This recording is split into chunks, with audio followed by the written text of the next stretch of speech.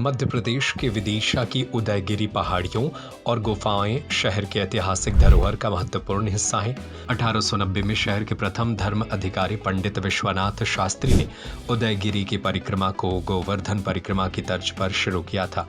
यह परिक्रमा आंवला नवमी पर होता है और 18 किलोमीटर की इस यात्रा में शहर के सभी मंदिरों को एक साथ लाया जाता है।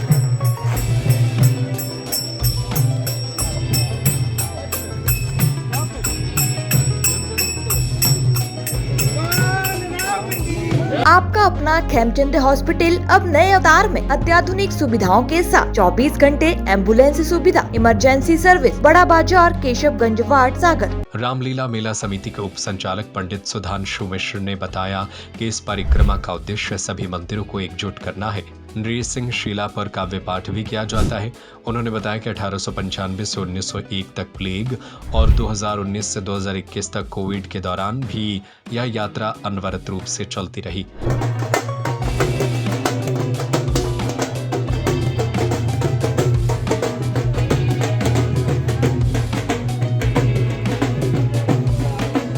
राज्य पुरोहित पंडित मनोज शास्त्री ने बताया कि कार्तिक मास सर्वोत्तम और शुभ फलदायी है। अक्षय नवमी पर किए गए दान पुण्य का कभी क्षय नहीं होता। शहर के सभी मंदिरों को एकजुट करने के उद्देश्य से शुरू की गई इस निशान यात्रा के दौरान सभी निशान एक स्थान पर एकत्रित होते हैं और हेमा मालिनी डैम के रास्ते से उदयगिरी की परिक्रमा करते हैं। इस दौरान सभी मंदिरों में पूजा अर्चना होती है और राम घाट पर ध्वजाओं की पूजा होकर बेतवा की पूजा की जाती है। रास्ते भर भजन कीर्तन का आयोजन चलता है और शाम के समय पंडित विश्वनाथ शास्त्री के निवास पर निशान यात्रा का समापन किया जाता है। आज अक्षय नवमी के पावन पर्व पर उदयगिरी की परिक्रमा निकल रही है। ये लगभग 18 किलोमीटर की लंबी परिक्रमा होती है, जो कि परम पूज्य पंडित विश्वनाथ शास्त्री जी, जो कि विदिशा के प्रथम धर्माधिकारी थे, उन्होंने 1890 में प्रारंभ की थी।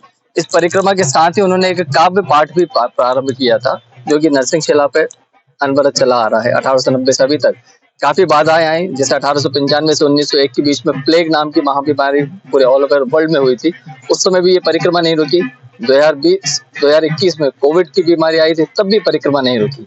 तब से लेकर अभी तक 135 वर्ष हो चुके हैं और ये परिक्रमा अपने आप में सभी को प्रकृति को बचाने का संदेश देते हुए चलती चली आ रही है। वर्ष भर में कार्तिक मास सर्वोत्कृष्ट मास बताया गया। इस कार्तिक मास में भगवती महालक्ष्मी की आराधना, सेवा, पूजन करते हैं।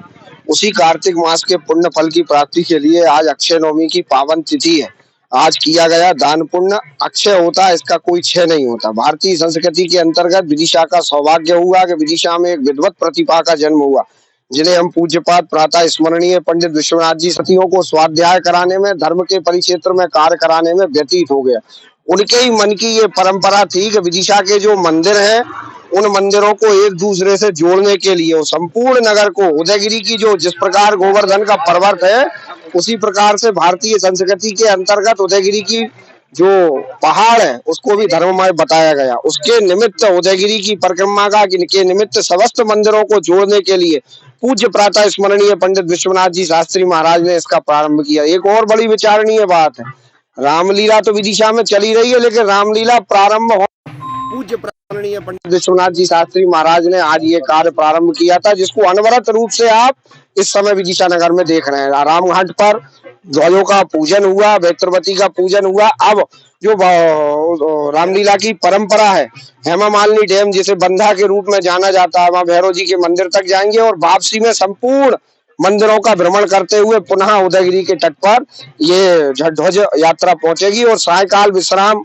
के समय पूज्य प्रातः स्मरणीय पंडित विश्वनाथ जी शास्त्री महाराज के गृह निवास पर इसका समापन होगा। आपका अपना खेमचंद हॉस्पिटल अब नए अवतार में अत्याधुनिक सुविधाओं के साथ 24 घंटे एम्बुलेंस सुविधा, emergency service, male and female general ward, अत्याधुनिक सुविधाओं के साथ operation theatre, SICU, X-ray, pathology lab, private room, speciality doctors के साथ Khemchand Jain hospital and research centre, Bada Bazaar, Keshavganj ward, सागर। हमारा नंबर है 7898922699 9109200503।